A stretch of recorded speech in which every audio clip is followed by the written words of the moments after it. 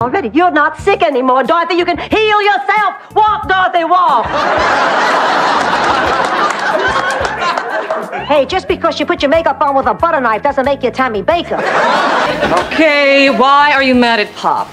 Because your father is a miserable, no good, insensitive bum. I heard that! Good, then hear this. May you lose the 3 hairs left on your head. You, Blanche, you are selfish. Oh, please. Everybody says what a giving person I am. She's talking about when you're in an upright position. It is 1985 in the sweltering heat of Los Angeles. Estelle Getty stands in the center of a sterile casting office, 62 years old, commanding the room with a vibrancy that is completely wrong for the part. The casting directors stare at her, unimpressed. They see a woman with a fresh manicure, hair styled in a fashionable wave, and a sharp blazer that screams sophisticated New Yorker. They tell her no. They tell her she is simply too young. They are looking for an ancient relic. They tell her to go home. But Estelle does not go home. She walks out to her car, digs through a bag of thrift store clothes, scrubs her face until the makeup is gone, destroys her hair, puts on a dress that smells like mothballs. She walks back into that room, and within 30 seconds, the sophisticated lady is gone. In her place is a Sicilian grandmother who respects nothing and fears no one. The room erupts. But we're getting ahead of ourselves. Let's rewind.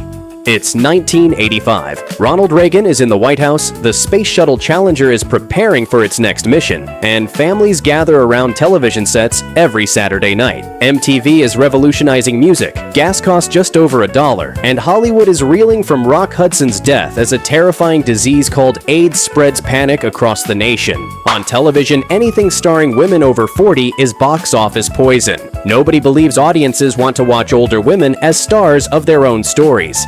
NBC is about to prove everyone wrong. Her name is Estelle Getty. She is 62 years old, stands 4 feet 10 inches tall, and has spent 40 years in complete obscurity.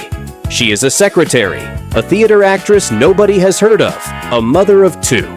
A woman the entertainment industry has ignored her entire life. She is about to become Sophia Petrillo and change television history forever. When most people think of Estelle Getty today, they picture the sassy Sicilian grandmother with the wicker purse and fearless attitude. But behind that bold character was a woman who suffered from crippling stage fright, cared for her dying nephew during AIDS hysteria, and whose mind would later betray her. Think you know the real Estelle Getty? Think again.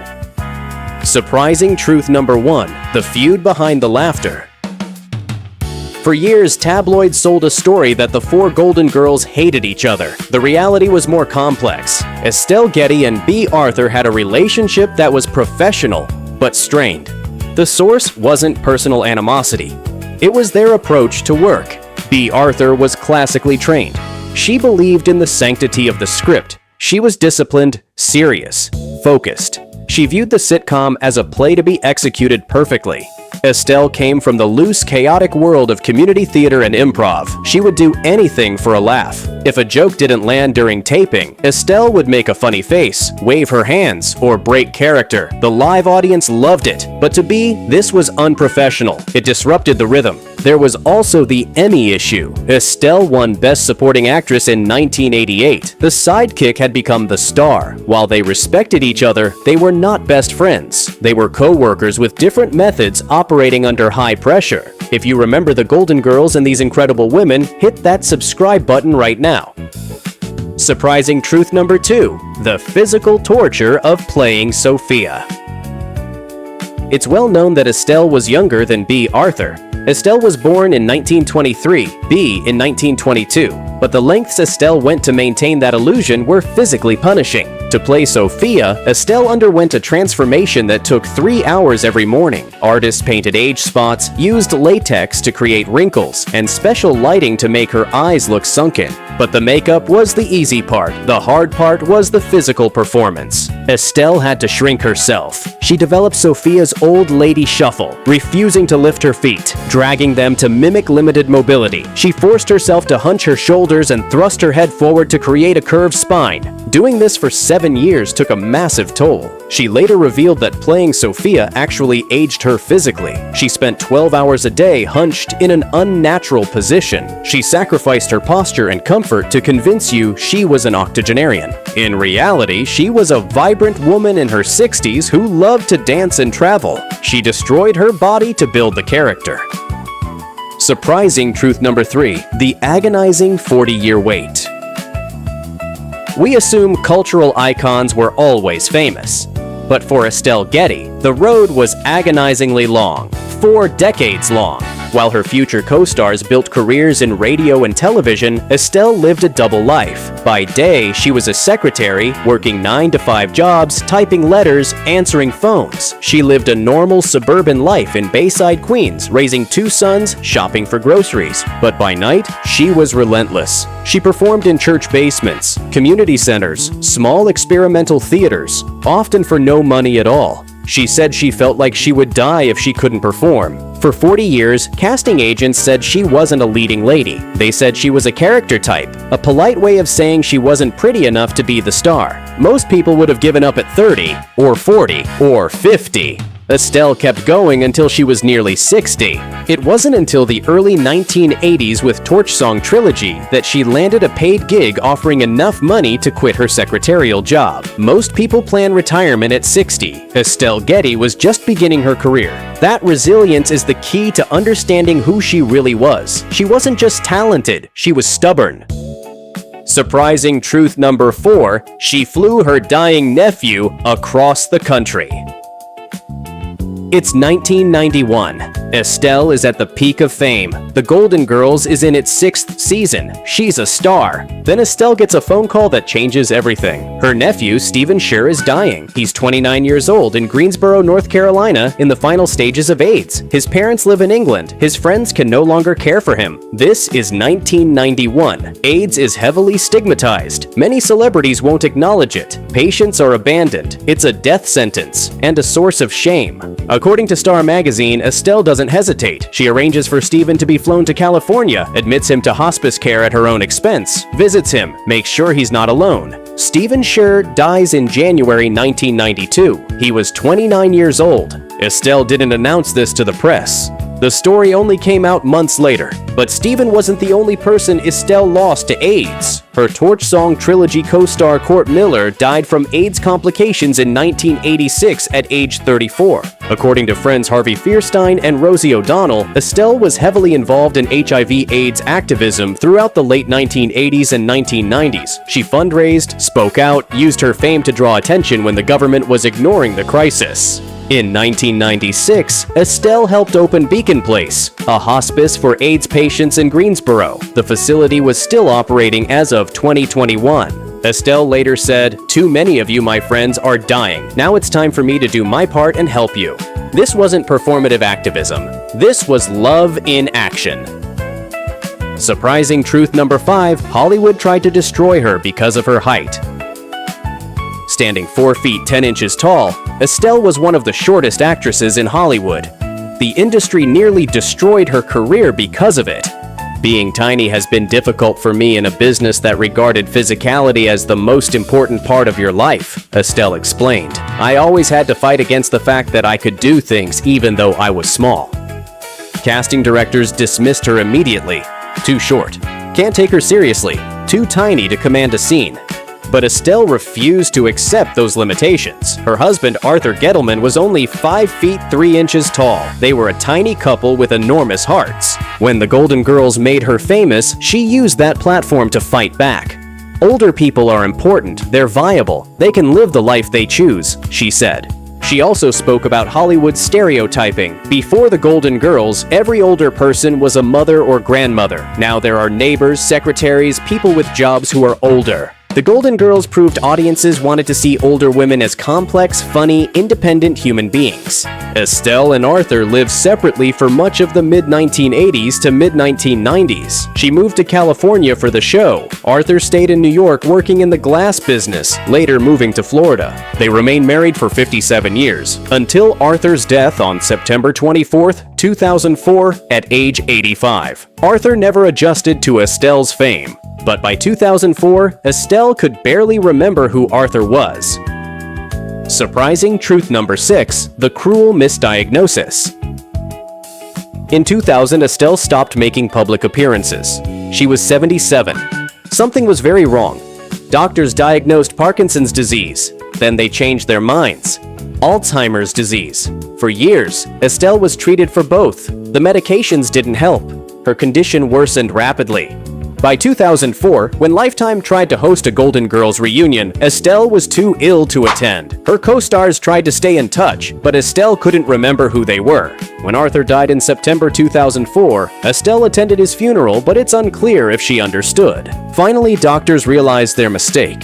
Estelle had Lewy body dementia, a disease that shares symptoms with both Parkinson's and Alzheimer's but requires different treatment.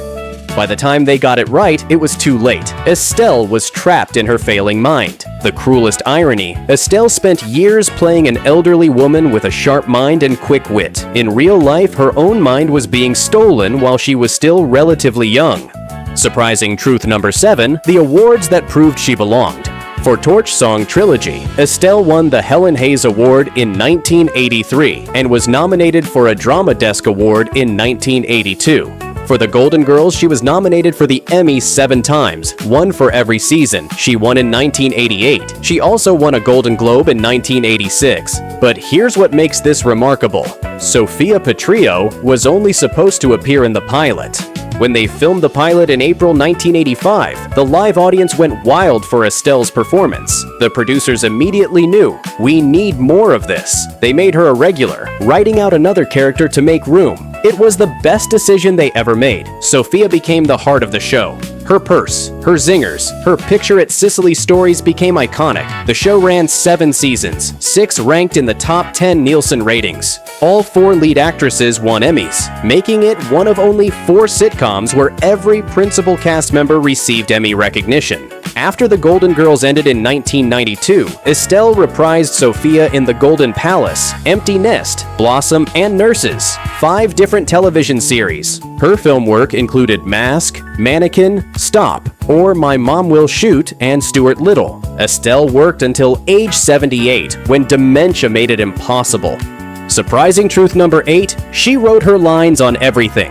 That iconic wicker purse Sophia carried, that was Estelle's lifeline.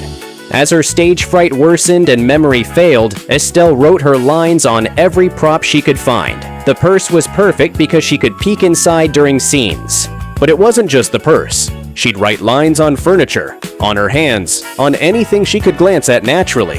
The show brought in cue cards placed strategically around the set. Many times, after the audience left, the cast stayed behind to reshoot scenes where Estelle had forgotten her lines. Her castmates were incredibly patient. They understood she was struggling. They protected her. What they thought was anxiety was actually early-stage dementia. But Estelle pushed through with sheer determination for 7 seasons. In 1988, Estelle wrote an autobiography titled If I Knew Then What I Know Now. So what? The title itself was Vintage Estelle. No regrets, no self-pity, just wit and defiance. Surprising truth number 9, she almost made it to her birthday. On July 22, 2008, at approximately 5:30 in the morning, Estelle Getty died at her home in Los Angeles. She was 84 years old. It was 3 days before her 85th birthday. 3 days. After spending years playing an 80-something-year-old woman, she died just shy of actually reaching that age. Estelle was buried at Hollywood Forever Cemetery in the Jewish section. Her headstone was inscribed with 4 simple words, with love and laughter. A Star of David marked her Jewish faith. Those 4 words summed up everything Estelle brought to the world. Love for her family, friends, causes, the marginalized, the dying. Laughter for millions of fans who still watch reruns and quote Sophia's zingers. In tribute, Lifetime aired 10 episodes on Friday, July 25th, which would have been Estelle's 85th birthday. Fans voted for favorites. Old Friends received the most votes and aired last. Estelle was survived by her 2 sons, Carl and Barry, and her grandchildren. Surprising truth number 10, the final message that still resonates. After Estelle died, her sons ended up auctioning many items through Bonhams and Butterfields. The auction included Sophia's iconic wicker purse, Estelle's Golden Globe, her Emmy nomination certificate, costumes, and scripts covered in her handwritten notes. But what they couldn't auction was the impact Estelle had on millions of lives. Estelle Getty proved that life doesn't end at 60, that success can come at any age, that it's never too late. She got her breakthrough role at 59, became a television star at 62, won an Emmy at 65, worked until 78. When most people plan retirement, Estelle was just getting started. She proved older women could be funny, complex, independent, and interesting. She helped change television forever. She showed that activism matters, that caring for the dying during a plague takes courage, that speaking up for the marginalized can change lives. Her headstone says it all, with love and laughter. A woman who waited 4 decades for her moment and seized it with both hands. A woman who battled stage fright and dementia to deliver one of television's most beloved performances. A woman who stood 4 feet 10 inches tall but cast a giant shadow. A star who lived entirely on her own terms and refused to fade quietly, even at the very end. Which of these surprising facts about Estelle Getty shocked you most? Was it the feud with Bea Arthur? The physical torture of playing Sophia? That she flew her dying nephew across the country during AIDS hysteria? Or that she died just 3 days before turning 85? Let us know in the comments what caught you completely off guard. We'd love to hear your thoughts about this incredible, complicated, unforgettable woman who proved it's never too late to shine.